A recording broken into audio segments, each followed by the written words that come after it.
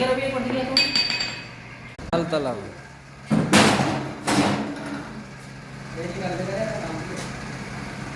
ਠੀਕ ਹੈ